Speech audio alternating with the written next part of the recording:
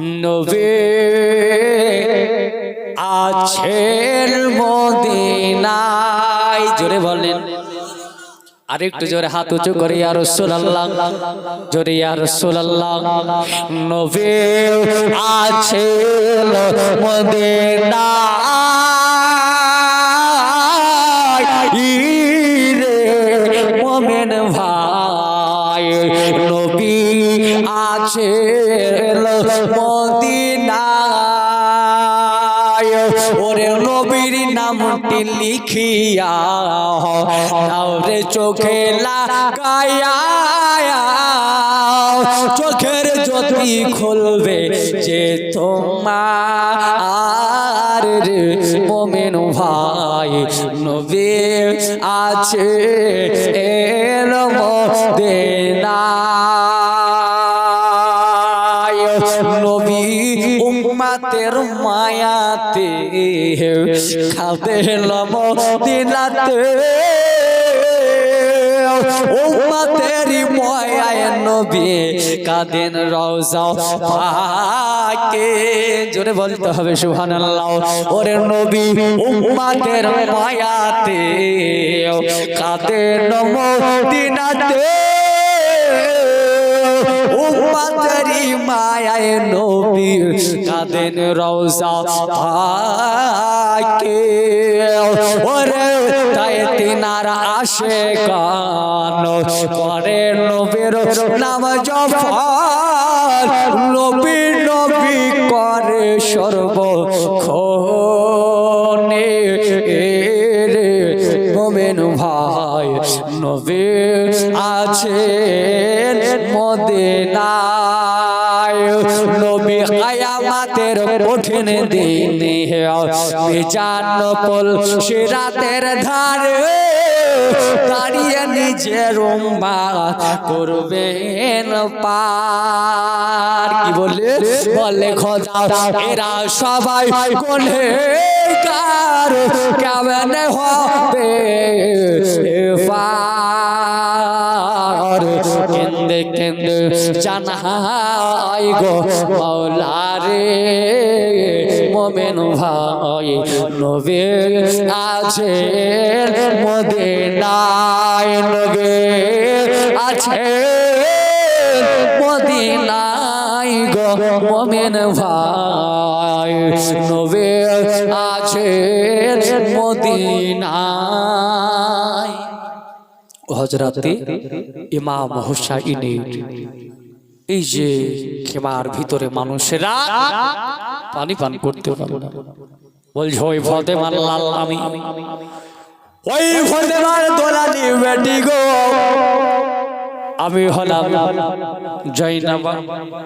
জয়নাবার মাথায় হাত বুলিয়ে দিল, বলছেন জয়নাবা তোমারে বাচ্চায় অবস্থায় কোলে পিঠে লালন পালন করে ঝিরাও, আমি তোমাদের বাড়িতে কাজ করতাম। আমার বাবা জীবন হয়রানে মা বোনেরাও আমার হুসাইন এই দেখেন বাবা মাথা নিয়ে যাবে।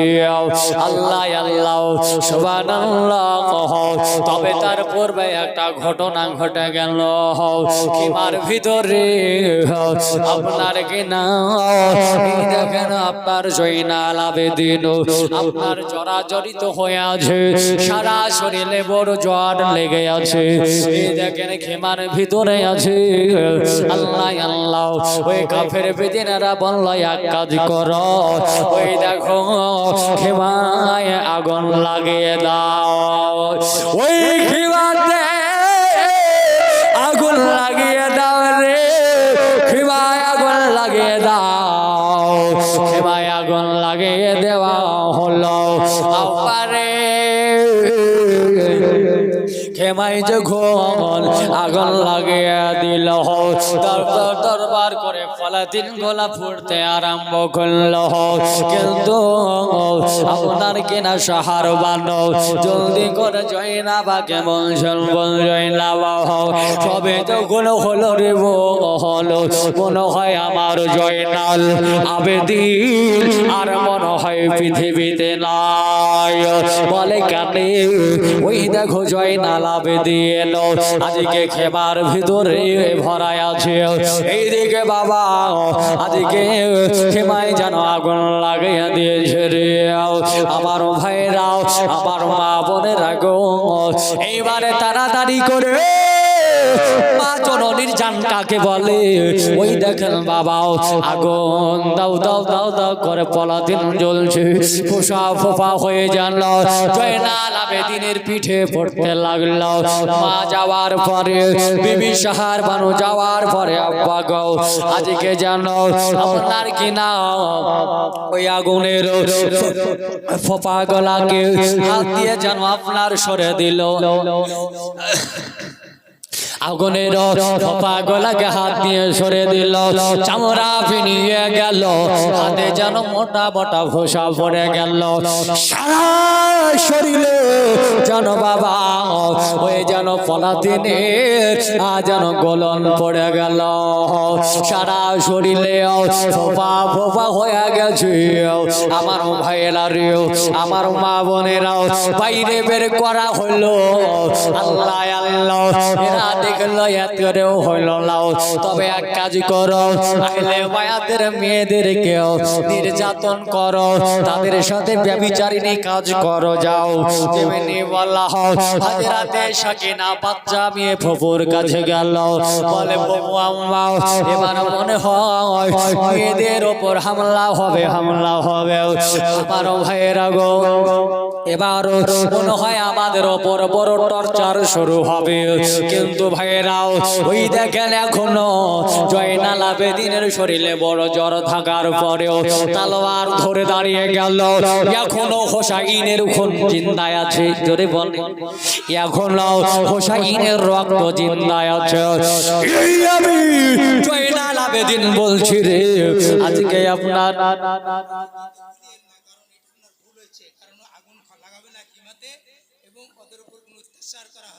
খাকে কারবালাতে এমন ভাবই আছে।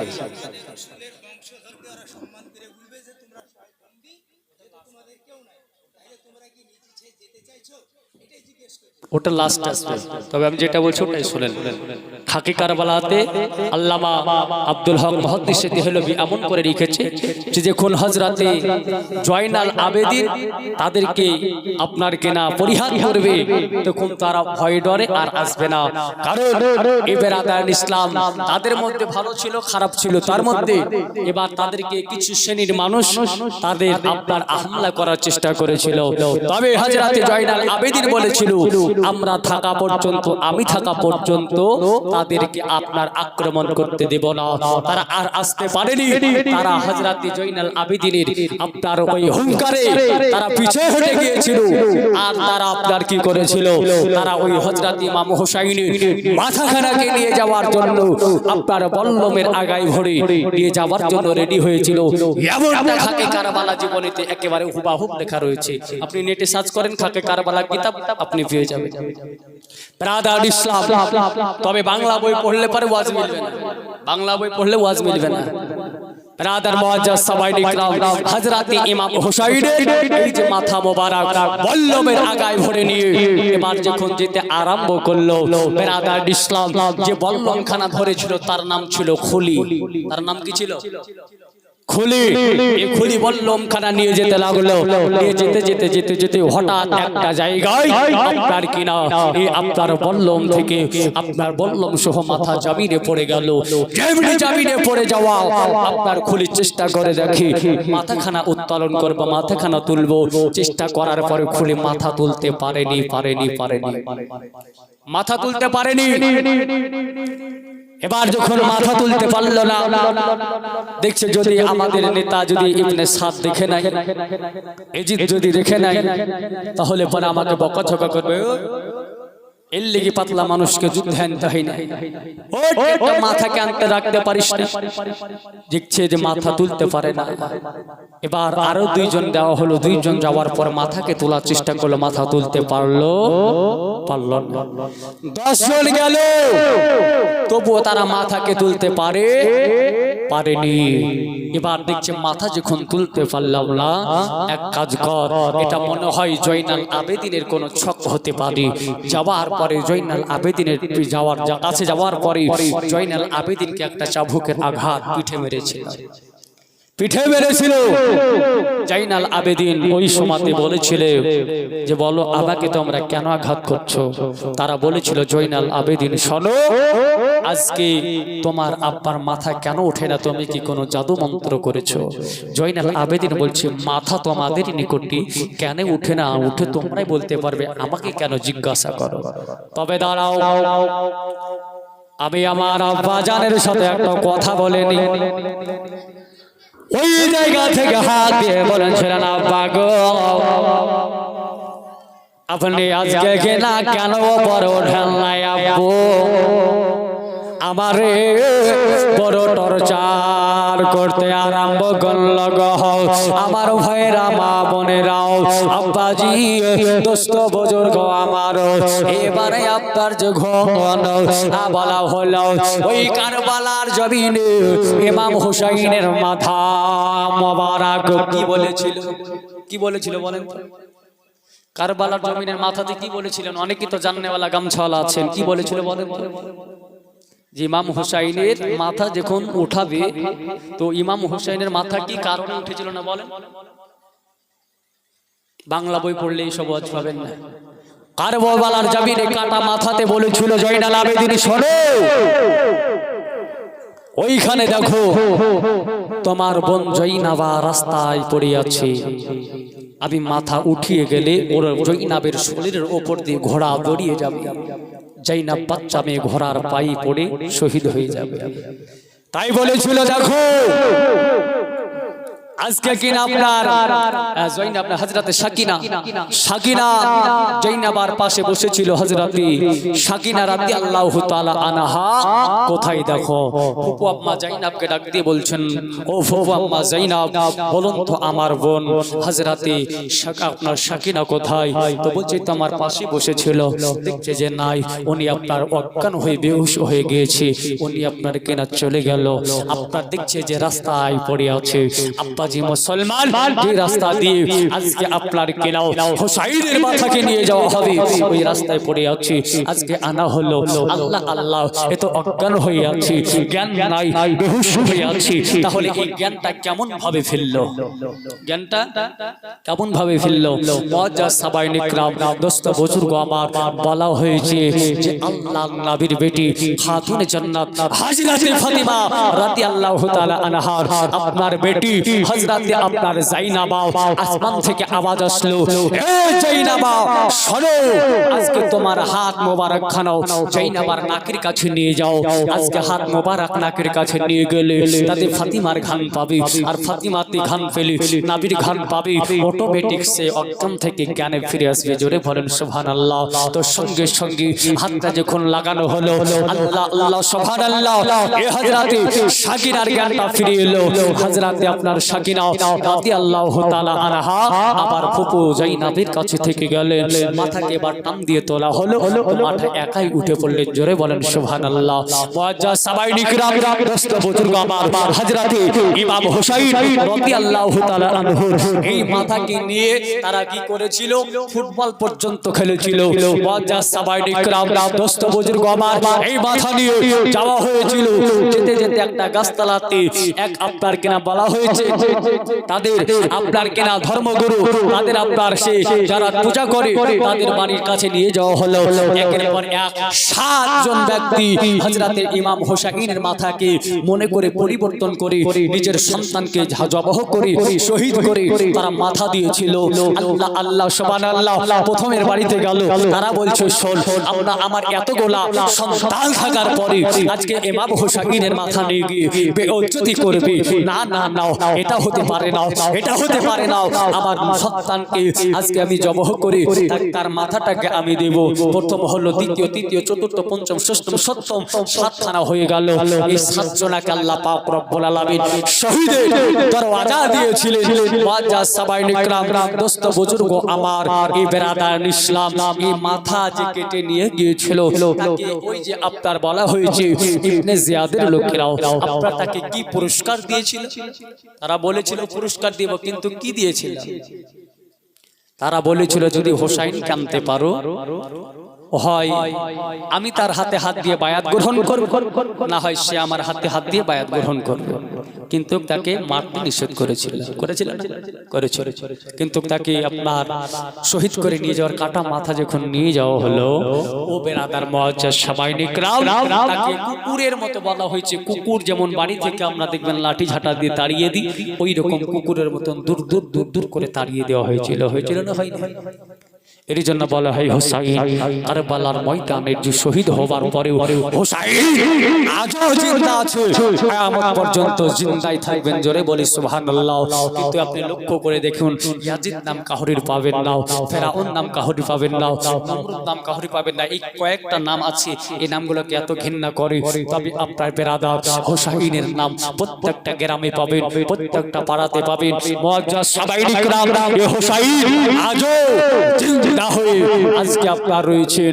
মুআজ্জাজ সাবাইন ইকরাম এই মুহররম মাসের 10 তারিখে শুক্রবারের দিনে আমার ইমাম হোসাইন ইসলামের জন্য শহীদ হয়ে ইসলামকে উনি জিন্দা করে গিয়েছেন। মুআজ্জাজ সাবাইন ইকরাম, দোস্ত বুজুর্গ আমার, যাই হোক, এই আল্লাহ পাক রব্বুল আলামিনের অটুট সংবিধান আল কোরআন থেকে আমি আয়াত পড়েছিলাম। আল্লাহ পাক রব্বুল আলামিন রব্বে কায়নাত বলেন, ওয়ালা তাকুলু লিমান ইউকতালু ফি সাবিলিল্লাহি আমওয়াত বাল আহইয়াউ ওয়ালাকিন লা তাশউরুন। আল্লাহ পাক বলছে, যারা আমার রাস্তায় শহীদ হয়ে যায় তাদেরকে মরা বলিও না, মুর্দা বলিও না, বাল আহইয়াউ ওয়ালাকিন লা তাশউরুন, বরঞ্চ তারা জিন্দা থেকে যায়। মুআজ্জাজ সাবাইন ইকরাম একবার মুহাব্বতে দুরূদ শরীফ পড়ে, আল্লাহুম্মা সাল্লি আলা মাওলানা মুহাম্মাদ ওয়া আলি মাওলানা মুহাম্মাদ। আজ তোমার হোসাইন বাঁচাতে দিন, কারবালায় হলেন কুরবানি, ও ফাতেমা জননী, ও ফাতেমা জননী। শহীদ তার ফোরাত তীরে বন্ধ করে কেন ফানি, ও ফাতেমা জননী, ও ফাতেমা জননী।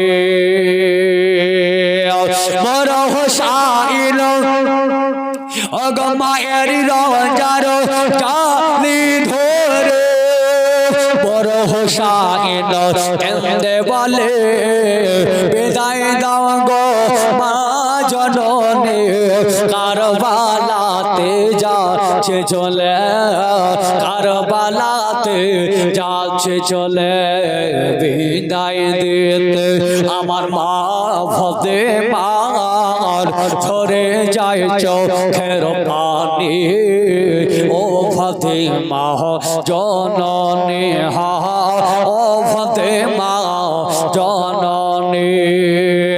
বড় হোসাইন আরজ করে, বেবি জয় নাও বের তহরে, নয়ন ভরে দেখে নাও গো আসব কি না আরো ফিরে, দাস তার লাবে মুস্তাফার দাও গো, দাস তার লাবে মুস্তাফার শেরখদার তলোয়ার খানি, ও ফাতেমা জননী, ও ফাতেমা জননী। বেবি জয় নাম কেতে বলে, মরে মা মের তহরে, মুসিবতে সদকা দিলে আল্লাহ পাক রহম করেন। আওন মোহাম্মদ করেছে নাও ফরিয়াদ, হবে তারা আজ কোরবানি।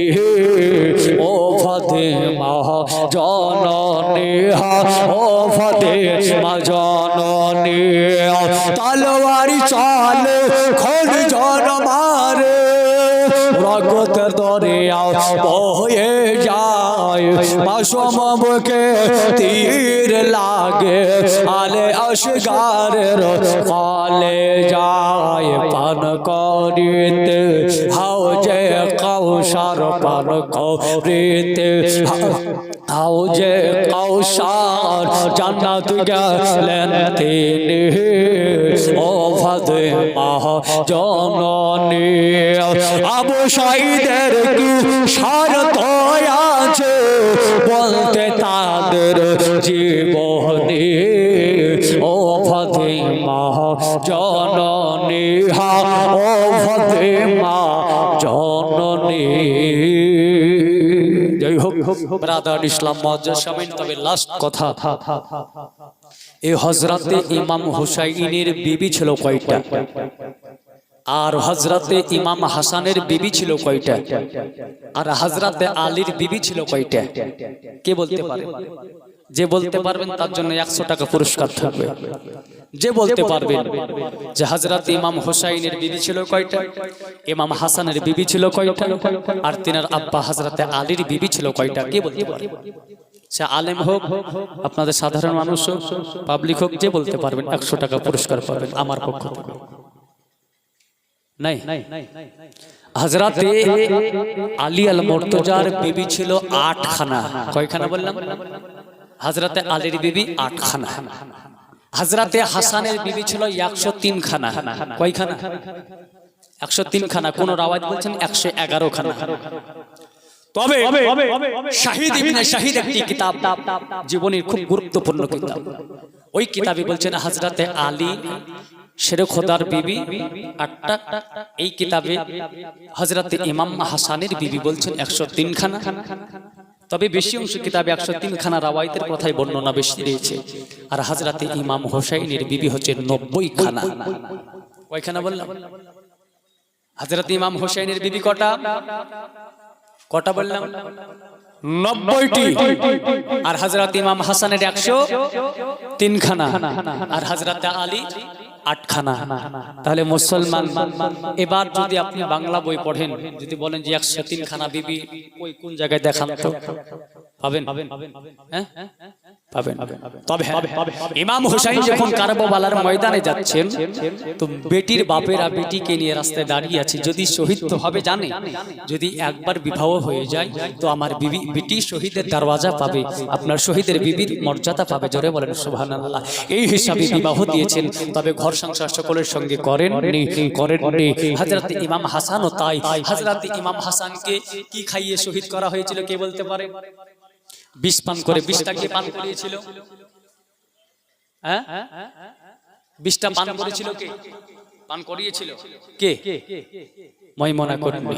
হযরতে ইমাম হাসানকে কোন মসজিদে ভোজালি মেরেছিল? কোথায়? হযরত আলীকে কোথায় মারা হয়েছিল, শহীদ করা হয়েছিল? কোফার জামে মসজিদ। কোফা জামে মসজিদ ছিল। ওই কোফার জামে মসজিদে হযরত ইমাম হাসান নামাজ পড়ছিলেন।